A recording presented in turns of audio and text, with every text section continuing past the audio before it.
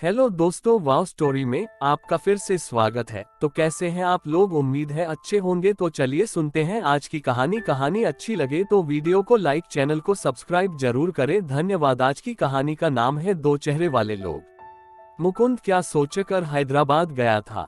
रश्मि जीजाजी का दोगलापन देख हैरान रह गई थी। बेटों जैसी पलीबड़ी बेटी पर तो उन्हें फख्र था, परंतु बहू को आजादी देने के पक्ष में वे न थे। दो चेहरों वाले इस इंसान का कौन सा चेहरा असली था, कौन सा नकली, क्या कोई जान सका? वैसे जीजी मेरी सगी बहन तो नहीं, लेकिन अम्मा और आपा ने उन्हें हमेशा अपनी बेटी के समान ही माना।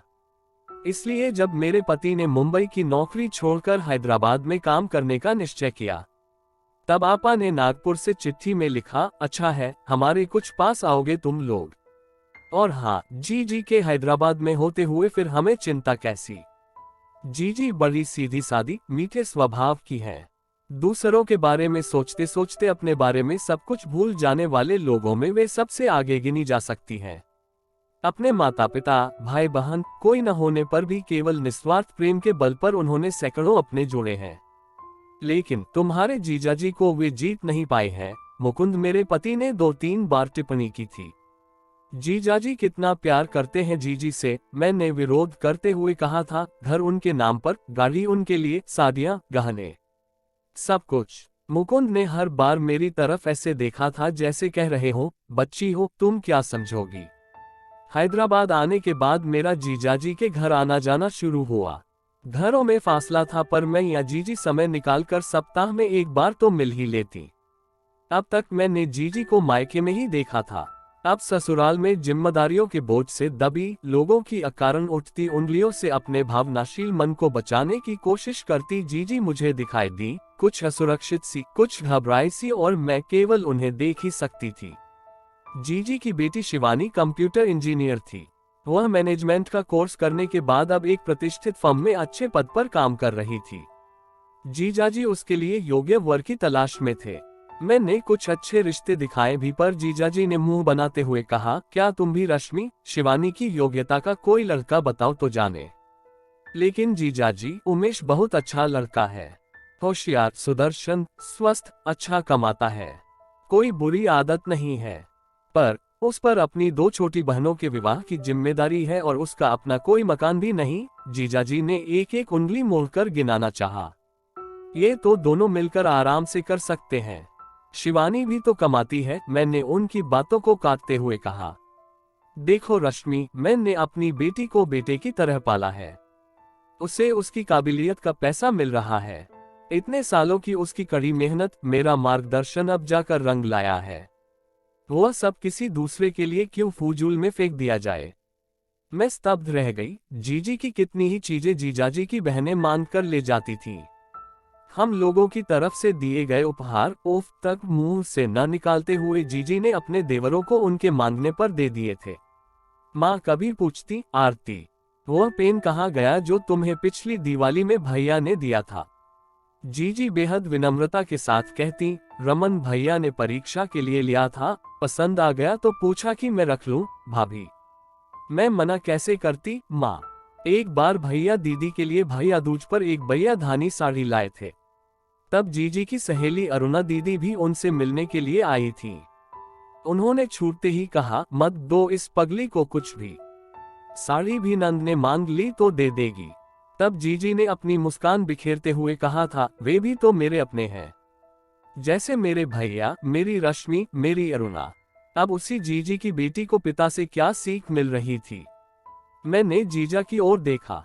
वह काम में मगन थे, जैसे उन्होंने सुना ही न हो।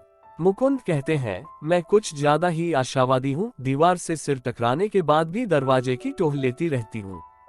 जीजी के बारे में मैं कुछ ज्यादा भावुक भी तो हूँ। शिवानी हालांकि कुछ नकचरी है, फिर भी बचपन से उसे देखने के कारण उससे लगाव भी तो हो गया है, इसलिए बार बार प्रस्ताव लेकर आती हूँ। क्या रश्मि, तुमने बताया था न पता, वहाँ चिट्ठी भेजी थी। एक दिन जीजाजी बोले, कौन? वह बेंगलुरु वाला। मैं कुछ उत्साहित हो गई। हाँ वही महाशय, उनकी यह लंबी चौड़ी चिट्ठी आई है। मैं इसे पढ़कर तुम्हें सुना देता, पर ऐसी मूर्खता भरी बातों का मैं फिर से उच्चारण नहीं करना चाहता। इसमें उनकी क्या गलती है? जीजी ने पहली बार चर्चा में भाग लिया। वे लोग चाहते हैं कि उनकी बहू को गाना आना चाहिए, वे सब गाते हैं। तुम चुप रहो। आरती, जीजाजी की आवाज में कड़वाहट थी। शिवानी को गाना ही सीखना होता तो कंप्यूटर इंजीनियर क्यों बनती? अरे, घंटे भर के गाने के लिए 1,200 रुपए देकर वह जब चाहे 10-12 गाने वालों का गाना सुनवा सकती है। तुम भी आरती। लेकिन जीजाजी, उन्होंने तो अपनी अपेक्षाएं आपको बता दी हैं।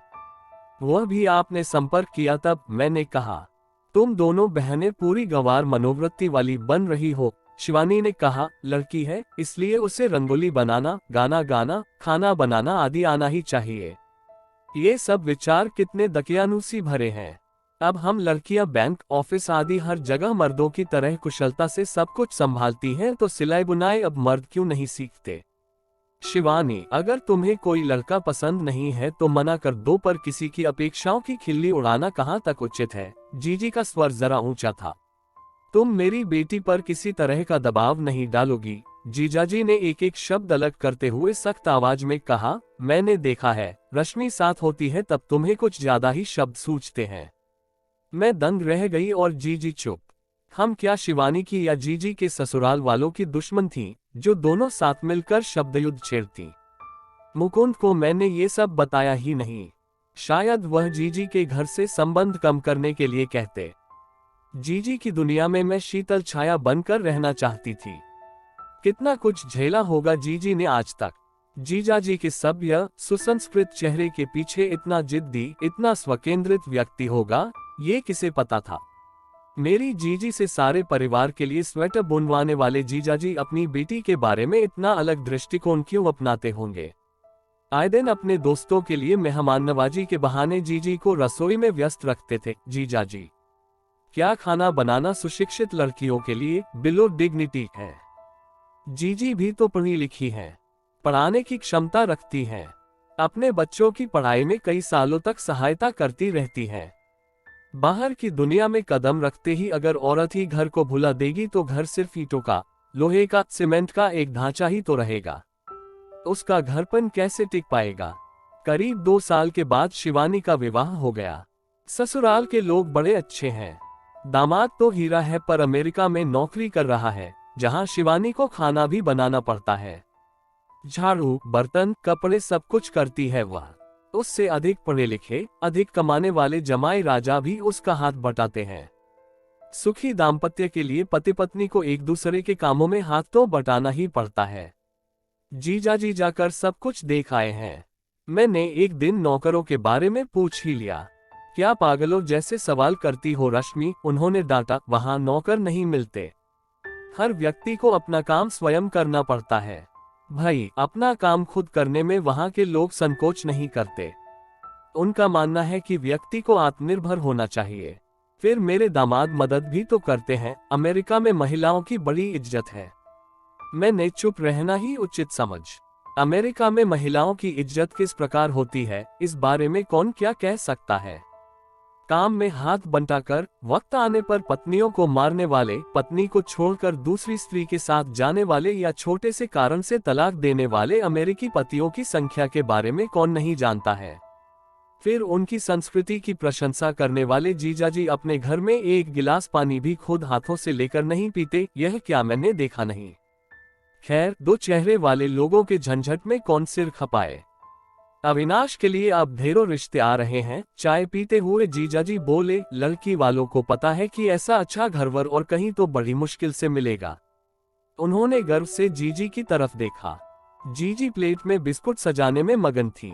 आपकी बात 100% सच है जीजाजी, मैंने कहा। रूप, गुण, शिक्षा, वैभव क्या कुछ नहीं है हमारे अविनाश के पास, और जीजी जैसी ममतामयी सास। इतना कहकर मैंने प्यार से जीजी के गले में अपनी बाहें डाल दी। क्या चाहिए रश्मि? जीजा ने पूछा। इतना मस्का क्यों लगा रही हो जीजी को? अविनाश की तस्वीर और बायोडेटा दे दो। तुम्हारे लिए 2-4 अच्छी बहुएं लाऊंगी, जिनमें से शायद एक तुम्हें पसंद भी आ जाए। जरा देख परख के लाना रिश्ते, जीजाजी ने चेतावनी देते हुए कहा। आजकल की लड़कियां बहुत तेज तर्रार हो गई हैं। मतलब? अरे, 4 दिनों पहले एक लड़की के माता पिता मिलने आए थे। वैसे तो वे हैदराबाद किसी की शादी में आए थे, लेकिन जब अविनाश के बारे में उन्हें पता चला तो अपनी बेटी के लिए रिश्ता लेकर मिलने आ गए। अच्छी थी लड़की? मैंने उत्सुकता से पूछा। फोटो लाए नहीं, पर हाँ, जानकारी तो प्रभावित करने वाली थी। जीजाजी ने बताया, उनकी बेटी ने एमबीए किया है और पिछले 6 सालों से पुणे में नौकरी कर रही है। अगर अविनाश पुणे में कोई नौकरी कर ले तो काम हो सकता है। अच्छा, और अविनाश का यहाँ का काम? वही तो मैं कह रहा हूँ, आजकल तो लड़की वालों के बात विचार ही समझ में नहीं आते। उनकी लड़की एक एमबीए डिग्री को छोड़कर और किसी चीज में निपुण नहीं है, और 8 साल से यहाँ काम जमा कर बैठा हुआ मेरा बेटा शहर छोड़कर वहां जाए। मना कर देते आप, जीजी ने धीरे से कहा।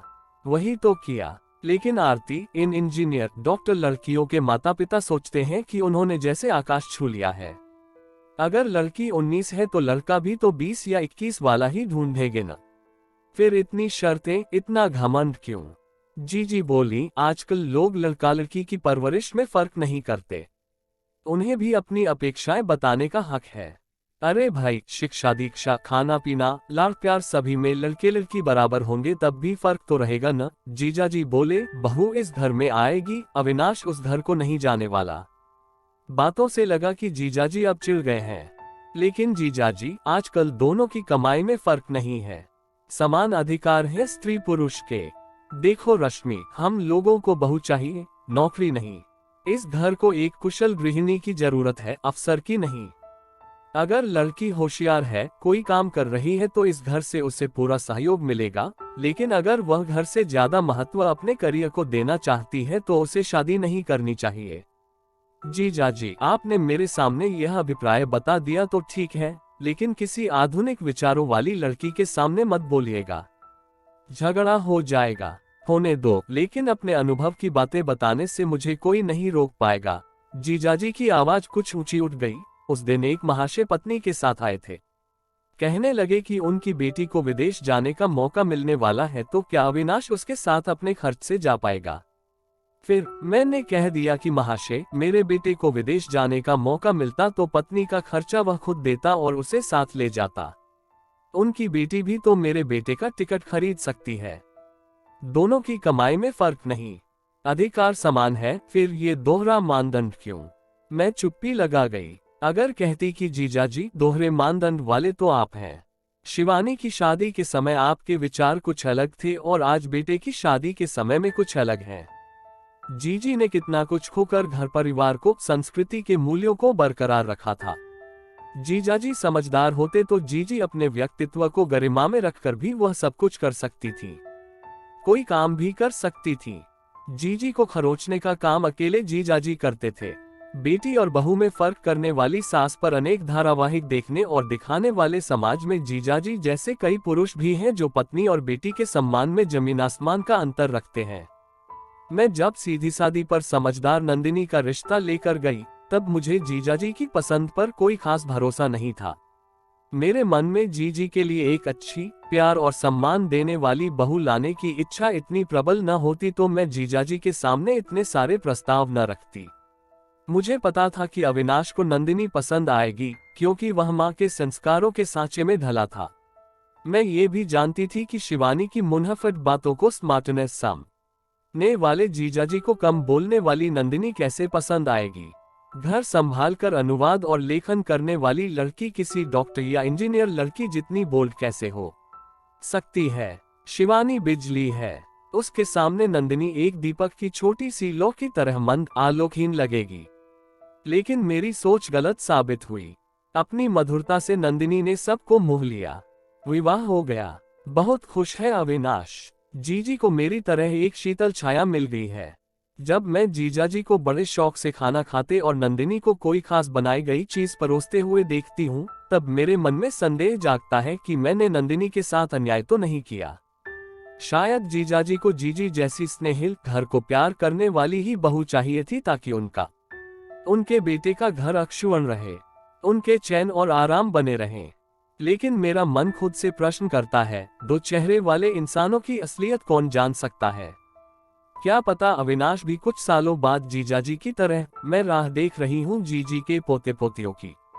पोती आएगी तभी पता चलेगा कि जीजाजी का दूसरा चेहरा सचमुच उतर चुका है या मौका मिलते ही वह फिर उनके आजकल के चेहरे को ढकने आ पहुंचेगा। मेरा आशावादी मन कल्पना में देख रहा है उस उतरे हुए चेहरे की धज्जियां और अब चढ़े हुए चेहरे पर लगती तंदुरुस्ती की गुलाबी चमक। दिया इन्हें आजमाए। अपने घर के लिए कुछ खरीदे तो स्पेसिफिक जगह को दिमाग में रखें।